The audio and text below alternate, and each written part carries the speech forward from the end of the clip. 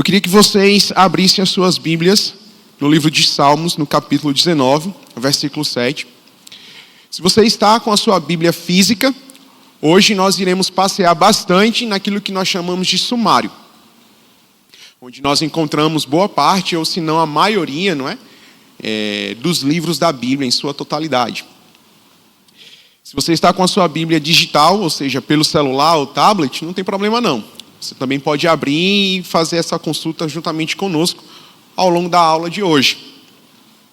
Mas o versículo que eu queria citar para vocês está localizado em Salmos, capítulo 19, versículo 7. A lei do Senhor é perfeita e revigora a alma. Os testemunhos do Senhor são dignos de confiança e tornam sábios os inexperientes. A lei do Senhor é perfeita. A palavra de Deus é perfeita. Ela revigora a alma. E os testemunhos do Senhor são dignos de confiança. Ou seja, aquilo que está descrito na palavra, uma vez encarado como a lei do Senhor, são dignos de confiança. Logo, a palavra de Deus torna sábio aquele que ainda não a possui, como clareza, ainda que aquele que não possui a Bíblia, em sua totalidade. Ou seja, nós entendemos que nós buscamos a Deus através da sua palavra, e essa pesquisa, essa busca, essa consulta, ela não é uma vez por semana, ela não é uma vez por mês, mas ela é contínua. E à medida que nós nos expomos à palavra continuamente, nós nos tornamos sábios. Amém? Porque recentemente eu me submeti ao processo de emissão de carteira, a famosa CNH, e eu confesso que 20 aulas não me tornaram suficiente, as 20 aulas não foram suficientes, elas não me habilitaram por completo, elas não me tornaram preparado para enfrentar o trânsito do dia a dia. Após as 20 aulas é necessário ainda mais prática, é necessário me expor ainda mais a um trânsito um pouco mais leve, a ruas menos congestionadas, para que eu venha a alcançar um trânsito mais pesado. Ou seja, essa exposição ela precisa ser contínua. E ainda que eu esteja preparado para o trânsito, ainda que eu esteja preparado para as vias principais, o que ainda é necessário? Que eu adquira prudência, cuidado. Porque muitas vezes nós nos agarramos àquilo que achamos que sabemos e muitas vezes a gente termina causando um acidente, se não conosco ou para a vida de outra pessoa. Então é necessário que assim como nós sejamos prudentes no trânsito, venhamos a sermos prudentes naquilo que Deus nos instrui através da sua palavra. Amém? Essa exposição ela é contínua. Nós estamos em um processo. Então, por isso que precisamos nos expor cada vez mais à palavra. E o bom de se expor à palavra é que, diferente de qualquer outro livro terreno, ela é cheia, repleta de confiança. Porque ela foi inspirada por Deus. Amém? Muitos livros são vendidos no comércio, no mercado, e às vezes nós temos como duvidosos. Livros até que nos inspiram a fazermos determinadas coisas, Como cozinhar, como correr ou qualquer outra área que você queira desenvolver na sua vida. Mas é importante que você averigue todas as informações. Porque muitas vezes aquele livro ele vai te instruir de uma forma que o resultado não vai ser aquilo que talvez você esperava. Mas diferente de um livro comum, diferente de um livro terreno, a palavra de Deus não funciona dessa forma. A palavra de Deus é diferente. Amém? É diferente. Durante essa manhã, ao longo dessa aula, nós vamos perceber a veracidade e a integridade da palavra. E o porquê devemos confiar plenamente nela. Amém? O termo integral ou integralmente, eu coloquei aqui, diz respeito a uma aceitação do que é verdadeiro e, como consequência, a valorização dos seus escritos como devida importância. Então, um dos principais fundamentos do cristianismo é o reconhecimento de que a Bíblia é a palavra de Deus registrada. E esse registro, ele possui uma finalidade. Eu queria que vocês passassem, por gentileza, o próximo slide, para que a gente pudesse ter visualmente aquilo que eu mencionei alguns minutos atrás. Então, de um lado, nós temos a Bíblia, do outro, nós temos a igreja como comunidade, como corpo de Cristo. Entenda que, à medida que você se expõe, à medida que você busca, à medida que você se aprofunda naquilo que nós reconhecemos como a palavra de Deus, registrada e tida como física, intitulada Bíblia, esta Bíblia, este livro, ele vai te trazer respaldo, ele vai trazer luz àquilo que você está buscando. Amém? Então a Bíblia, diferente de qualquer outro livro, ela é a inspiração real, concreta e física daquilo que Deus tem para as nossas vidas. Amém? Abre rapidamente a tua Bíblia no livro de Salmos 119, versículo 105.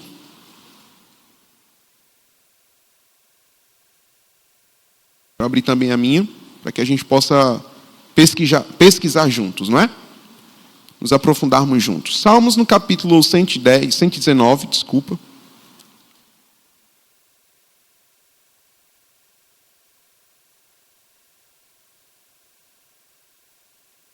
Versículo 105. É bastante longo. Diz assim: a tua palavra é lâmpada para os meus pés e luz para o meu caminho.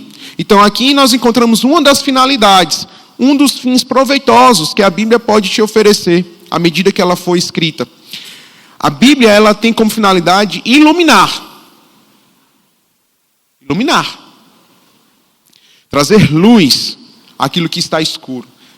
Trazer claridade, não é?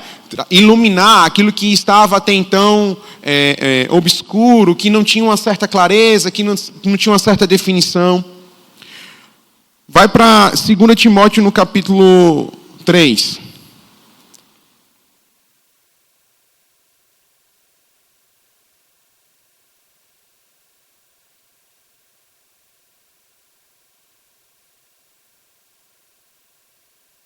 Segunda Timóteo, capítulo 3, versículo 16.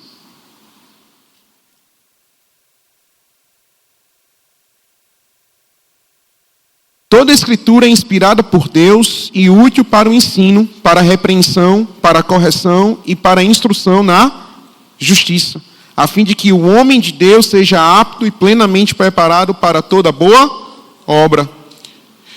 Quais são os outros fins proveitosos que a Bíblia pode nos oferecer nesta manhã? Além de iluminar o nosso caminho, trazer luz para o nosso entendimento. Instruir e direcionar os homens. Perceba que ele diz: toda a Escritura é inspirada por Deus e útil para o ensino, para a repreensão, para a correção e para a instrução na justiça. A fim de que, ou seja, uma finalidade, a fim de que o homem de Deus seja apto, ou seja, esteja habilitado e plenamente, ou seja, em sua totalidade, preparado para toda boa obra. Então, para qual fim proveitoso a Bíblia foi escrita? Repitam comigo: para iluminar, para instruir e para direcionar os homens. Amém? Homens justos foram inspirados por Deus a registrar ao longo de aproximadamente 1500 anos a revelação divina em forma de livro. Estima-se que ela foi escrita em hebraico, aramaico e grego entre 1200 a.C. e 100 depois de Cristo, segundo alguns historiadores, estudiosos, né, da Bíblia. Muitas pessoas lá fora, elas refutam o grau de instrução destes homens que escreveram a Bíblia, ou os livros da Bíblia. Mas nós podemos encontrar nestes graus de instrução de cada homem que escreveu a grandeza de Deus. Por quê? Porque se aquele homem que escreveu aquele determinado livro da Bíblia, ele não era douto, ele não tinha conhecimento, ele não tinha formação, logo ele precisaria depender 100% de quê para escrever? De Deus. Olha que extraordinário. Olha que coisa interessante é saber disso. Ora, se aquele homem que foi inspirado por Deus, ele não tinha a instrução, entenda, o grau de instrução natural, hoje nós encaramos como faculdade, não é? Universidade, os graus de titulação, ele não tinha grau algum de titulação, logo ele precisaria depender de quem para escrever algo tão grandioso? De Deus. Então, quando a gente fala da integridade da palavra, a gente precisa buscar nos mínimos detalhes essa tal integridade, esse cuidado de Deus para com as nossas vidas. Outra pergunta que eu faço a vocês nesta manhã.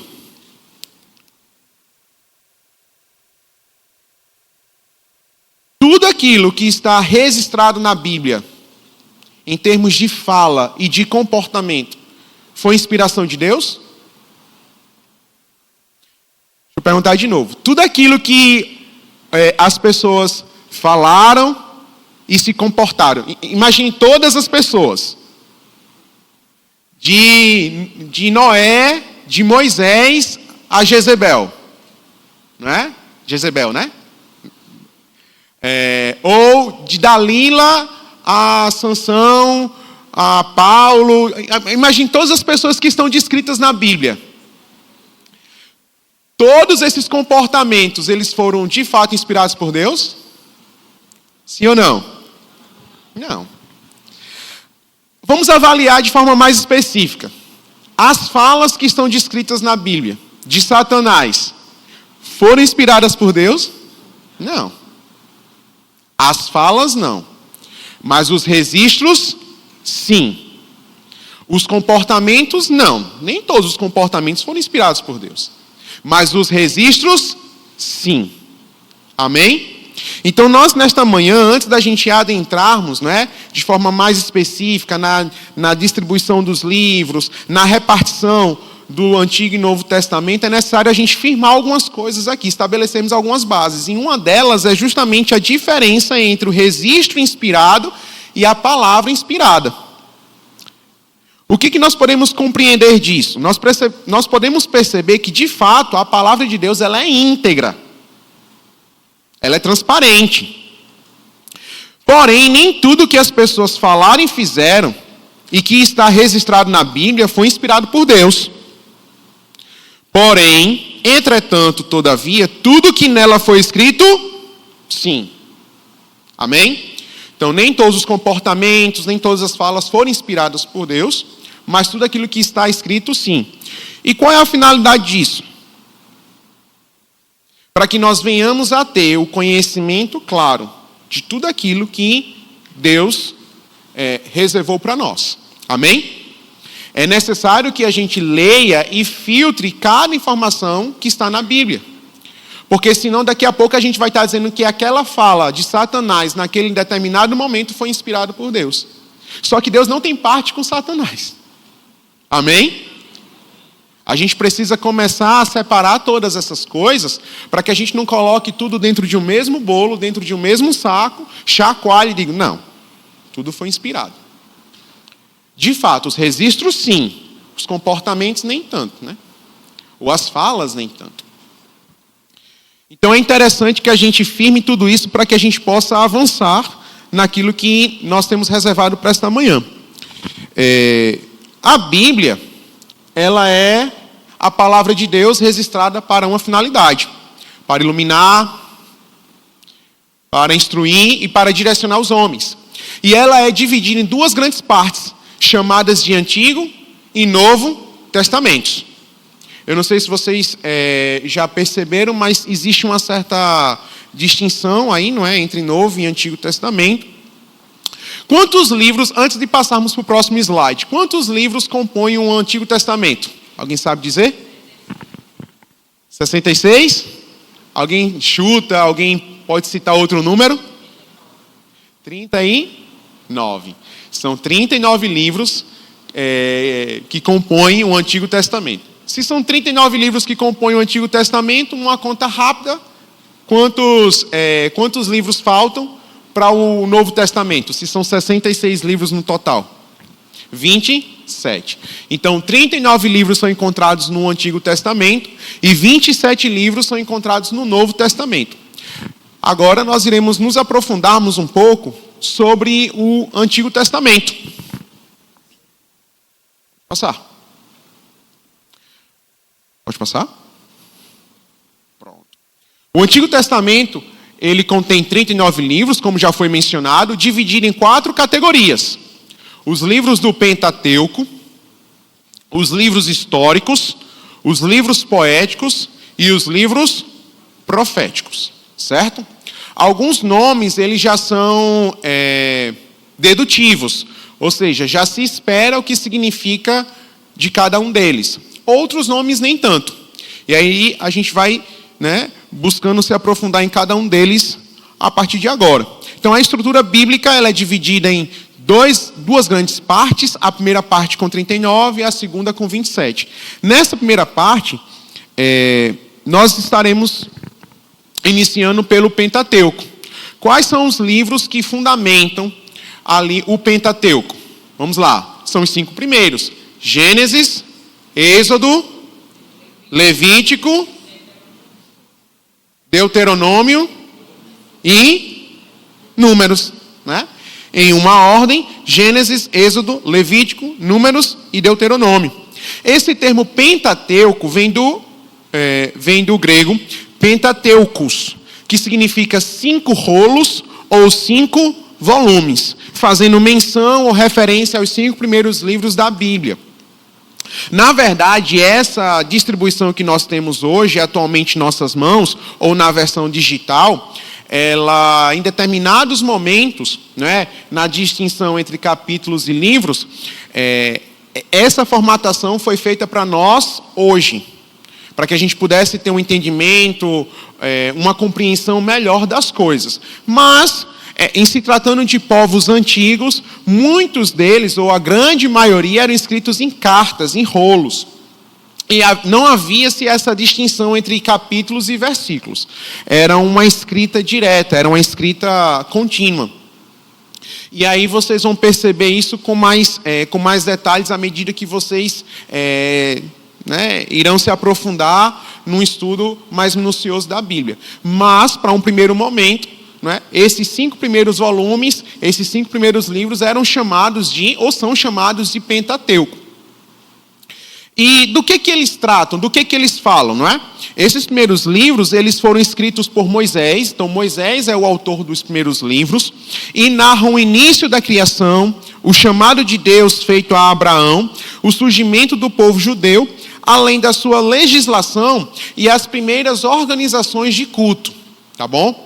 Então, ali vocês vão encontrar muitas histórias conhecidas desde o departamento infantil, quem frequenta, a sala do DI, ou quem já participou de alguma célula, enfim, de algum grupo de estudos, Algumas igrejas possuem grupos de estudos específicos. Então, quem já teve contato, com essas grandes histórias, elas são encontradas já ali desde os primeiros livros.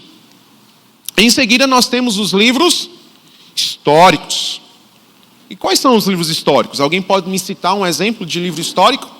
Alguém já leu um livro histórico no Antigo Testamento e identificou pela leitura, pela narrativa: rapaz, isso aqui tem cara de livro de história, isso aqui tem cara de história. Alguém pode citar nesta manhã?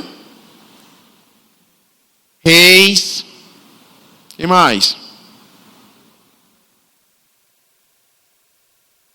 Primeira e Segunda Reis, sim, são considerados livros históricos. Mas somente o Primeira e Segunda Reis?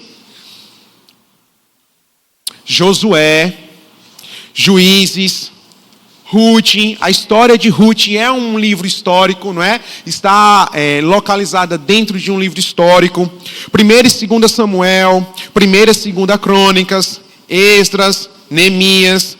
A história de Esté também é fundamentada, é encontrada em um livro histórico. Como? Não, aí Jó já é de uma outra equipe. Mas esses livros, eles são considerados livros históricos e eles abrangem uma média de 600 anos de história, tá? Esses livros históricos, eles narram a evolução, a decadência, a restauração da nação de Israel, desde a entrada na terra prometida por Josué, o primeiro livro histórico, a ascensão da monarquia, o declínio moral dos reis e o cativeiro babilônico. além da reedificação da nação e a reconstrução do templo. Então, basicamente, todas essas vertentes aconteceram nestes 600 anos de história e são encontrados, todos eles, nos livros históricos, tá bom? Eu vou citá-los só para que você possa acompanhar no sumário da sua Bíblia ou no seu livro digital, tá? Na sua Bíblia digital. Josué, Juízes, Ruth, 1ª e 2ª Samuel, 1ª e 2ª Reis, 1ª e 2ª Crônicas, Esdras, Neemias e Esther. Em seguida, nós temos os livros poéticos. Quando você busca os versos originais, você vai perceber que existe uma estrutura poética ali citada, não é? E esses livros poéticos, eles são destinados à poesia judaica. A poesia judaica tem uma formatação um pouco diferente daquilo que nós, enquanto língua portuguesa, né, identificamos como estrutura linguística, mas você vai perceber que é algo, ao mesmo tempo que é interessante, é instigante. E são chamados assim por terem a poesia como estrutura textual predominante. Porém, eles serviram ali como cânticos e muitas vezes eram resultados, não é? Eram escritos que representavam orações, além de revelarem uma profunda espiritualidade dentro deles. Então, se você abre o livro de Salmos, você vai perceber Davi muitas vezes se derramando, né? Ali, se prostrando em forma de versos, ou muitas vezes celebrando, se regozijando. Além de Salmos, nós também podemos encontrar isso em Cântico dos Cânticos ou Cantares de Salomão. Essa estrutura, ela é mencionada em Provérbios, em Jó, não é? Quando a gente abre a Bíblia, muitas vezes as pessoas elas vão logo em Salmos, né? As pessoas lá fora, elas vão logo em Salmos 23. Quem não sabe, quem não consegue citar Salmos 23, né? Às vezes você vai numa loja e está aberto lá Salmos 23, ou você vai numa casa de uma pessoa mais velha, principalmente no interior, não é? Tinha aquele quadro. Eu sou do tempo de ir no interior visitar minha bisavó e tinha um quadro enorme com Salmos 23 aberto, a Bíblia aberta em Salmos 23 ou em Salmos 91.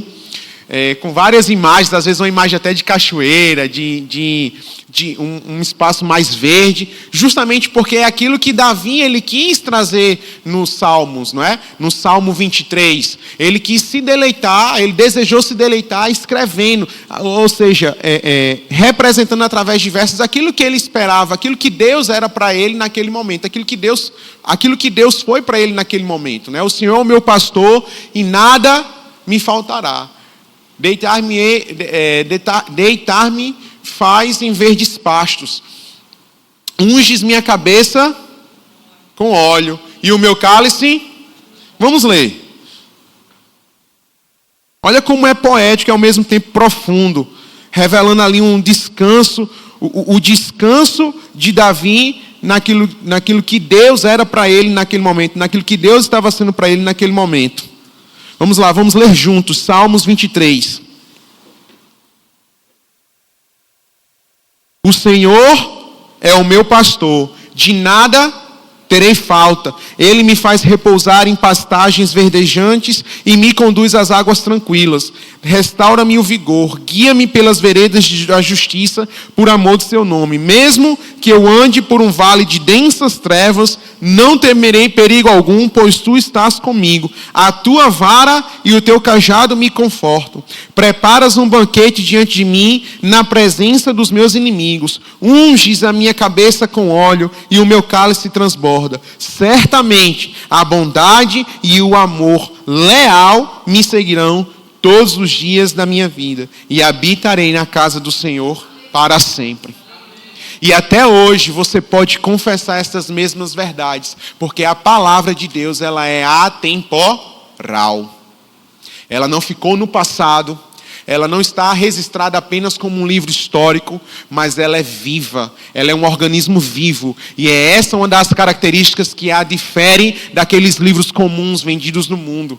Hoje, assim como Davi, você pode erguer as suas mãos e declarar: Senhor, certamente que a tua bondade e a tua fidelidade me seguirão todos os dias da minha vida. E nós iremos provar, Pai, da sua bondade, da sua fidelidade, nos mínimos detalhes, Pai. Nos mínimos detalhes, em nome de Jesus. Você pode fazer disso a sua confissão diária. Amém? Você pode entoar cânticos, encher os seus lábios com estes cânticos, com estas poesias, não é, citadas no livro de Salmos, mas também no livro de Provérbios. Qual foi o pai, qual foi a mãe que nunca instruiu o seu filho, a sua filha, a ler um provérbio por dia, enquanto eles estavam ali naquele devocional diário, naquele devocional familiar? Não é? Eu mesmo tinha, não vou dizer a obrigação, né? Mas eu tinha a missão de ler pelo menos ali um provérbio, quando a gente estava no momento devocional. E muitas vezes ali, enquanto criança, enquanto adolescente, sem querer, em determinados momentos, porque queria brincar, queria fazer outra coisa, ao invés de ler o Provérbios, o capítulo específico de Provérbios, mas a própria palavra diz que nós precisamos instruir no verdadeiro caminho, não é isso?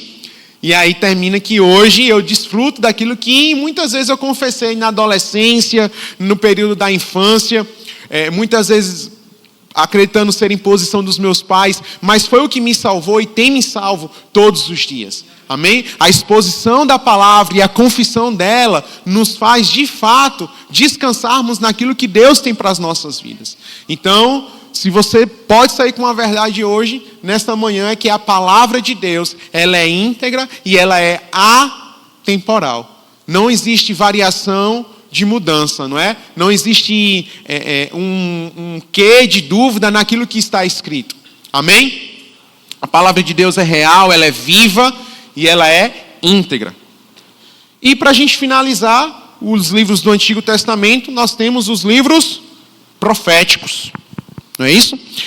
Os livros proféticos, eles compõem boa parte, a maioria dos livros citados no Antigo Testamento.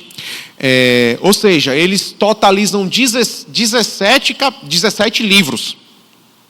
Os livros proféticos revelam a sabedoria e a grandeza de Deus em revelar o futuro da nação de Israel, o surgimento do Messias e do Anticristo, o juízo dos homens e o reino eterno do Messias. Os livros proféticos podem ainda ser subdivididos em profetas, não é, maiores e profetas menores. Pela extensão do seu tempo e de seus ministérios, não é? Nós temos os profetas menores, que por conta do menor volume literário e de suas obras, e pela extensão dos seus ministérios, eles são considerados dessa forma, os profetas menores, e os profetas maiores por conta da sua extensão. Emerson, você pode citar algum exemplo de profeta maior ou livros que envolvem os profetas maiores? Sim, nós temos Isaías como exemplo, Jeremias, Lamentações de Jeremias, Ezequiel e Daniel. Ou seja, todos esses livros são considerados livros proféticos e livros proféticos dos profetas maiores. Já os livros proféticos dos profetas menores, nós temos Oséias, Joel, Amós, Obadia, Jonas, Miqueias, Naum, Abacuque, Sofonias, Ageu, Zacarias e Malaquias. Quando eu era pequeno, existia uma canção do Diante do Trono, voltado para o Diante do Trono para as crianças, que me fez memorizar um pouco destes livros. E se você quiser praticar em casa, você coloca lá esta canção, e aí você vai memorizando com mais facilidade. Se você souber, eu vou cantar um trecho aqui, e aí você pode me acompanhar. A música é mais ou menos assim, ó. Gênesis, Êxodo, Levítico, Números, Deuteronômio, Josué, Juízes, Ruth, Samuel, Reis, Crônicas, Extras, Neemias, Esther, Jó. Salmos, bora lá. Provérbios, Eclesiastes, Cantares, Jeremias, Isaías, boa, boa. Isaías, Jeremias e Lamentações, Ezequiel, Daniel, Oséias, Joel, Amós, Obadias, Jonas, Miqueias, Naum, Abacuque, Sofonias, Ageu, Zacarias, Malaquias, os 39 livros então do Velho. Vamos lá, gente, do Velho ou do Novo? do Velho Testamento aqui estão, amém? E antes da gente se aprofundar no período intitulado como Novo Testamento, né, na parte Novo Testamento, existe um período entre os testamentos, tá? Os livros de Malaquias e o primeiro evangelho, eles não se conectam imediatamente, não. Houve um tempo em que, para muitos historiadores, estudiosos da Bíblia, eles consideram como um período do silêncio. Esse período levou em torno de 4 séculos, 400 anos, até que viessem os primeiros escritos intitulados como os livros do Novo Testamento. E esse período de silêncio, ele também encarado como período intertestamentário, foi um período com a ausência de livros bíblicos. Não houve escrita alguma de qualquer livro bíblico, mas esse período ele serviu para preparar a vinda do Messias. Ora, se no Antigo Testamento muitas profecias citavam a vinda de Jesus, a partir de agora nós tínhamos um cenário sendo preparado para a chegada dele. E algumas mudanças ocorreram na região para que isso pudesse vir a ser concretizado de fato e de verdade. Olha só, nesse período, Alexandre o Grande, ele conseguiu dominar a região da Palestina.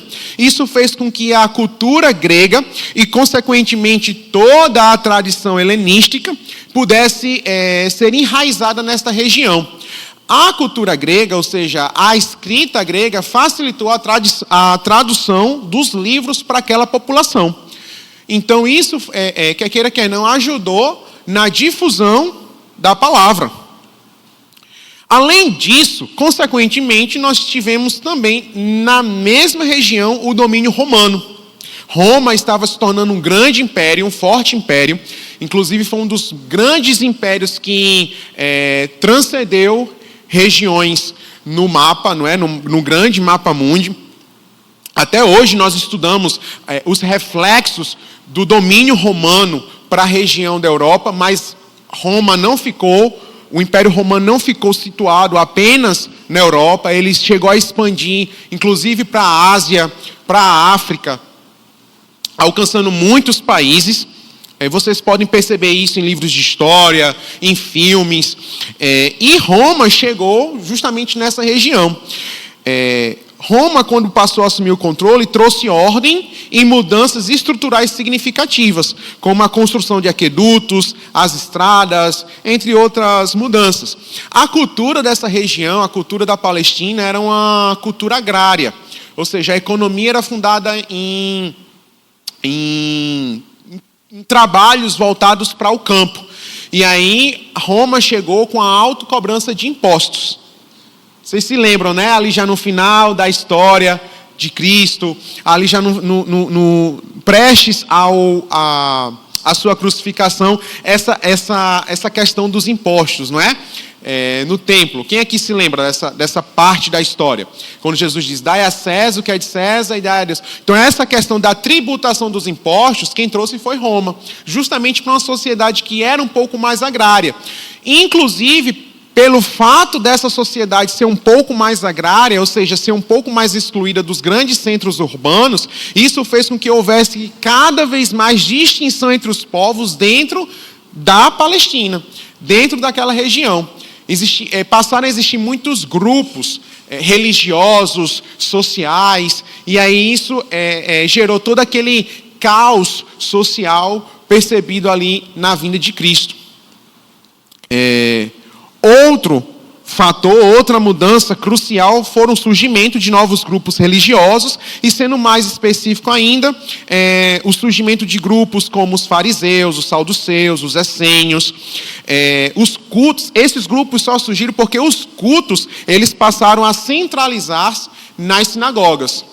Houve anteriormente uma diáspora, não é, judaica, mas agora esses judeus eles estavam conseguindo se concentrar e, uma vez se concentrando, os cultos passaram a se localizarem dentro das respectivas sinagogas. Então tudo isso aconteceu nestes 400 anos, não é? Ou boa parte dessas mudanças aconteceram nestes 400 anos.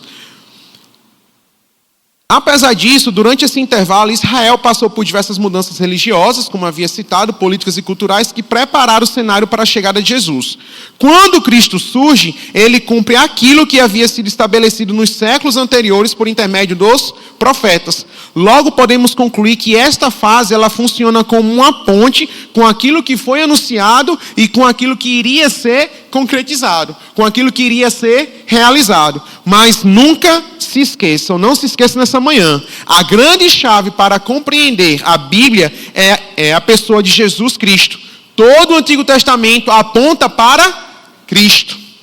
E o Novo Testamento é a história de Cristo. E, como consequência, a sua vida. Amém? Então a Bíblia, de Gênesis a Apocalipse, fala de Jesus. Quem é a figura central de Gênesis? Jesus. Quem é a figura central de Malaquias? Jesus. Quem é a figura central de a figura central de Apocalipse? Jesus. Então o Antigo Testamento aponta para aquele que viria, e o Novo Testamento traz não somente a chegada dele, mas as consequências. Inclusive Apocalipse fala do nosso futuro. Então nós temos um livro que ele é completo em sua essência. Fala do nosso passado, comenta sobre aquilo que nós devemos fazer hoje, comenta sobre o nosso comportamento, qual deve ser o meu e o seu comportamento como cristãos nessa terra hoje, mas também fala do nosso futuro. É completo. É um livro completo, de Gênesis a Apocalipse. Então, se você tem pouco tempo para ler, fique com a Bíblia. Se você está em dúvida em qual livro ler, vai numa livraria e está em dúvida, fique com a Bíblia. Porque ela é o livro mais completo, mais íntegro, mais real, mais vivo que você pode ler. Amém? Vamos agora para o Novo Testamento. O Novo Testamento contém 27 livros divididos em 5 categorias. Os Evangelhos, Atos, as Epístolas Paulinas, as Epístolas Gerais e Apocalipse. Os Evangelhos, como nós temos o hábito de ler, como nós temos o hábito, de passar algumas páginas, se debruçar com mais cuidado, eles contam a vida, eles narram a vida, o ministério, os ensinamentos e os sermões de Jesus Cristo durante o seu tempo. E são eles Mateus, Marcos, Lucas e João. São os 4 primeiros livros. Logo após os Evangelhos, nós temos Atos. E Atos é considerado o único livro histórico do Novo Testamento. Mas há de se perceber que é um livro histórico, não é? Porque você consegue acompanhar como quem acompanha no filme. Eu leio Atos, eu não sei se vocês têm essa impressão ao ler Atos, mas quando eu leio Atos é como se eu estivesse dentro daquela história, vivenciando aqueles momentos.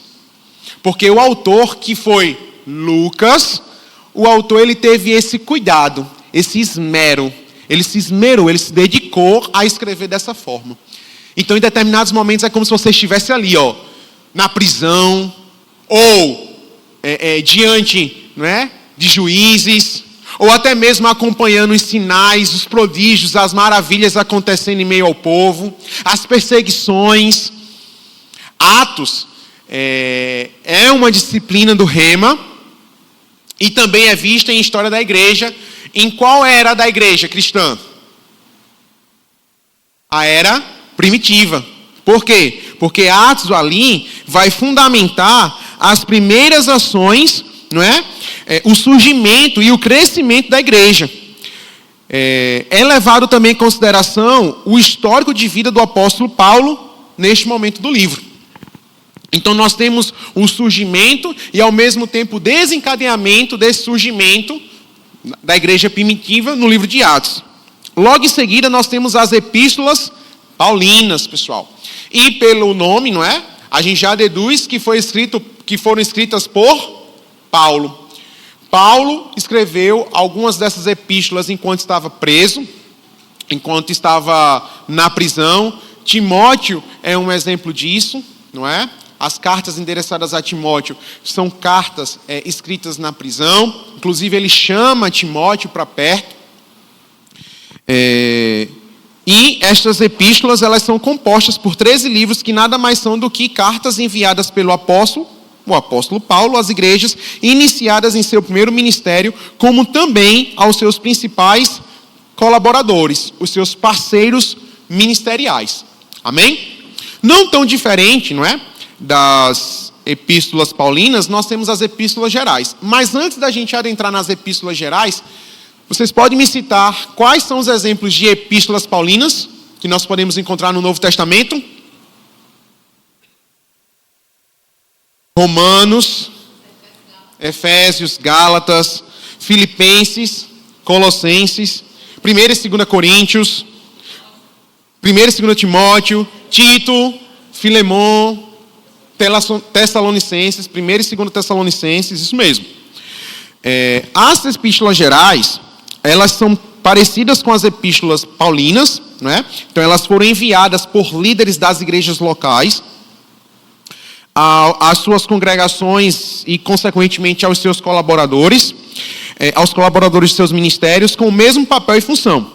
E aí nós podemos citar como epístolas gerais Hebreus, Tiago, 1 e 2 Pedro, 1 e 2 e 3 João e Judas. Amém? E, por fim, nós temos o Apocalipse. Né?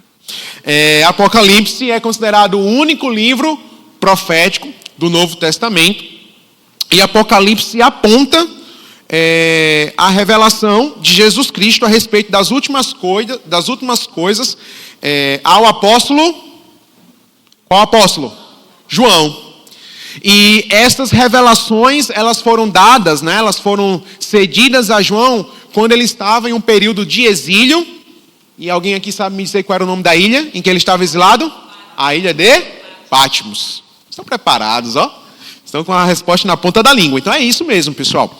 João, ele recebeu essas revelações enquanto estava exilado. Ele foi um apóstolo perseguido pelo Império Romano, mas diferente de outros apóstolos que tiveram um fim não tão, né, desejado naturalmente, João, ele teve o seu fim no exílio, e a ideia era que ele ficasse nessa ilha até falecer, não é? Lá ele recebeu essas revelações e, consequentemente, foram escritas como Apocalipse, o livro profético. Então, assim, nós concluímos todos os livros da Bíblia, mas antes vamos cantar. Eu cantei a primeira parte, vocês vão cantar comigo a segunda parte, porque a música tem a segunda parte também. Bora lá, Mateus, Marcos, Lucas e João, Atos, Romanos, Efésios, Filipenses, Tessalonicenses, Tito, Hebreus, Tiago, Pedro, João, Judas, Apocalipse de João, os 27 livros então, no Novo, aqui estão. Rapaz, se você dormir com essa música, vou dar um glória a Deus tão grande. Mas é isso. Quer queira, quer não, a musicalidade traz uma certa memorização à nossa mente. Então isso te ajuda ali, principalmente quem anda com a Bíblia física, a abrir de forma mais direta, de forma mais específica. O digital meio que facilita para a gente, porque existe, dependendo do aplicativo, as opções do nome mesmo do livro, em que você já pode clicar de forma mais direta. Mas quem tem ainda o hábito de folhear ali, de passar página após página, livro após livro, essa é uma dica. Tenta cantar, mas só não canta no culto, porque para você não atrapalhar a unção que está, não é? Porque se você for como eu, que não tem essa habilidade vocal, tal como a Maria Clara e tantos outros ministros de louvor, acho que vai atrapalhar mais do que ajudar o irmão que está ao lado. Amém? Então canta só na mente ou sibila para não atrapalhar a unção do culto. Mas ajuda bastante. Então, qual é a importância de se ler a Bíblia? Eu destaquei alguns pontos aqui que eu os considero fundamentais para nós, enquanto cristãos. Então é nosso dever, como cristãos, nos manter como ávidos leitores da palavra de Deus, uma vez que ela é fundamental. Ela é crucial para as nossas vidas e sem ela não seria possível nos envolvermos plenamente com Deus. Sem ela não teríamos como nos relacionarmos com Deus. Amém? Embora a leitura não seja fácil, e eu confesso que se você, em determinados contextos, não é fácil você ler apenas o contexto, às vezes você vai precisar recorrer a um estudo mais minucioso, a uma outra versão de Bíblia, ou buscar, às vezes, aquele termo em sua etimologia, ou seja, o que aquela palavra, o que aquele termo, aquela expressão quer dizer no seu original para fazer sentido para você hoje, não é? À medida que você lê, à medida que você se expõe. Então eu confesso que em determinados momentos não é fácil, porém não é impossível. Hoje você tem o auxílio do Espírito Santo, em nome de Jesus. Você tem o auxílio do Espírito Santo, que é o Paracletos, não é? É o teu auxiliador, é o teu ajudador, e ele vai poder te conduzir fielmente em todo o tempo na leitura bíblica. Mas além do Espírito Santo, você também pode contar hoje com algumas dicas que eu vou te ajudar, não é? Para que você possa ter esse momento prazeroso e inspiracional todos os dias da sua vida. Olha só, a leitura ela vai exigir paciência, um estudo cauteloso e principalmente saber que em alguns contextos citados estão distantes da nossa cultura.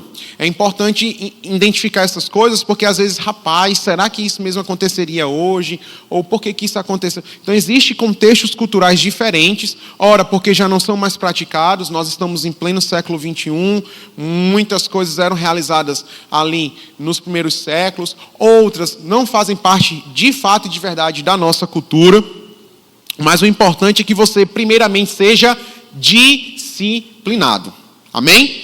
E busque ler a palavra de Deus, busque ler a Bíblia todos os dias, reserva 10, 15, 30, 1 hora, o tempo que for, o tempo que você tem disponível para ler a Bíblia. A leitura diária vai fazer com que você se exponha cada vez mais a essas verdades e deixe atitudes do velho homem para trás, amém? Analise sempre o contexto e em que época aquele trecho foi escrito e para qual público ele foi direcionado. Jamais, em nenhuma hipótese, tire um versículo de contexto. Amém? Nós temos, algumas pessoas tinham o hábito de abrir uma caixinha de promessas, não é? Quem aqui é do tempo de caixinha de promessas? Abria ali um versículo, mas a gente não pode fazer isso à medida que a gente lê a Bíblia.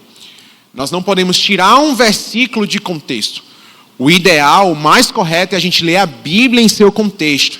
Traçar um estudo, traçar um paralelo. Amém? Não tire um trecho ou um versículo de contexto. Busque estudar o contexto. Saber em que época e para qual público aquilo foi escrito. Segundo ponto, dê preferência inicialmente ao Novo Testamento. Mas alguém sabe o porquê que nós devemos dar preferência ao Novo Testamento?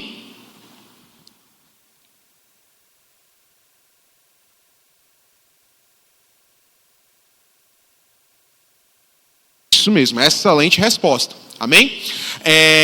Devemos dar preferência ao Novo Testamento, sobretudo porque os evangelhos, eles são mais fáceis de você iniciar uma leitura, são mais fáceis de você ali se envolver com a ideia, não é? Com aquilo que está sendo apresentado a você, e também porque os livros que estão inseridos no Novo Testamento correspondem ao nosso padrão de comportamento. Pega o livro de Efésios, os capítulos de Efésios. Vão ter instruções preciosas para você que ministra na igreja, para você que serve na igreja local, para você que frequenta um departamento, para você que é mãe, para você que é pai, para você que é filho, para você que é esposo, para você que é esposa. Então, existem instruções comportamentais para nós no Novo Testamento. É por isso também, além do que ela havia citado, do que a aluna havia citado, os livros do Novo Testamento são livros em que nós devemos buscar inicialmente uma leitura. Eu não estou falando que você não deve ler o Velho Testamento, jamais. Mas você deve buscar ler os livros do Novo Testamento ali em uma ordem de prioridade.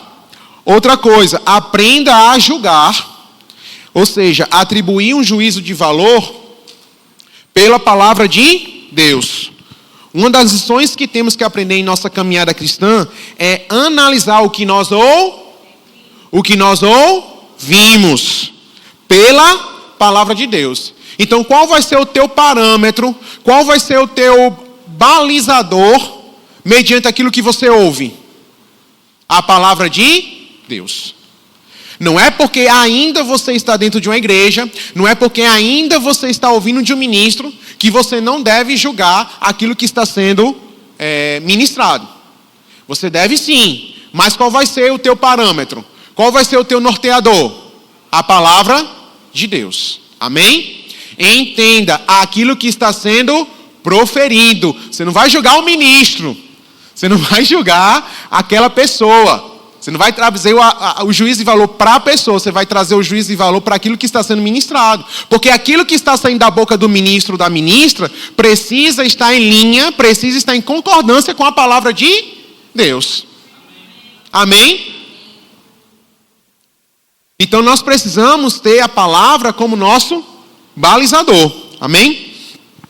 Então não comprometa a sua fé e o seu crescimento espiritual dando ouvidos àquilo que não está em linha com a palavra. Em Romanos 10:17 diz: consequentemente, a fé vem por ouvir a mensagem, e a mensagem é ouvida mediante a palavra de Cristo. Existe um grau de dependência. Você ouve, mas você ouve mediante o quê? Aquilo que está fundamentado, enraizado na palavra de Deus. De semelhante modo, lembre-se também que o louvor é um ato de extrema relevância e por isso devemos estar atentos àquilo que ouvimos através das canções. Busque ministrar aquilo que venha edificá-lo enquanto cristão ou aquilo que enalteça o senhorio do Senhor Jesus Cristo. Faça a palavra habitar em seu coração e regozije-se, se anime, pondo-a em seus lábios. Declare aquilo que está escrito através de louvores, hinos e cânticos espirituais, e não aquilo que você acha que deve ser. A nossa base está firmada em Colossenses 3, versículos 16 e 17. E por fim, para que venhamos a tomar como exemplo o comportamento dos judeus de Bereia, não é?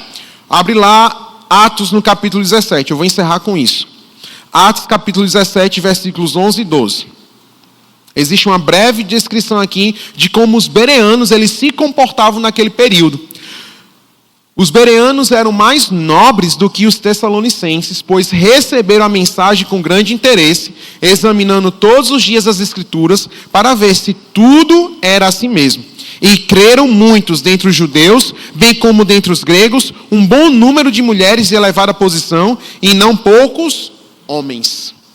Então, como é que os bereanos eram reconhecidos? Como aqueles que possuíam zelo pelo ensino correto da palavra de Deus. Amém? Então, que nós possamos ser os bereanos dessa nova fase, os bereanos dessa estação, os bereanos da nossa sociedade, aqueles que buscam zelo, aqueles que buscam o ensino correto, aqueles que buscam o verdadeiro fundamento da palavra. aqueles que buscam estar e viver integralmente aquilo que está sendo fornecido na palavra de Deus. Amém? E que venhamos todos os dias a identificar isso em nossas vidas. Amém? Amém? Glória a Deus. Lembre-se sempre, a palavra é um organismo vivo. É um livro vivo, é um livro real e atemporal. E que você pode se expor todos os dias de suas vidas. Amém? Então, muito obrigado pela oportunidade e, desde já, me coloco à disposição para caso você tenha alguma dúvida acerca da disciplina. Amém?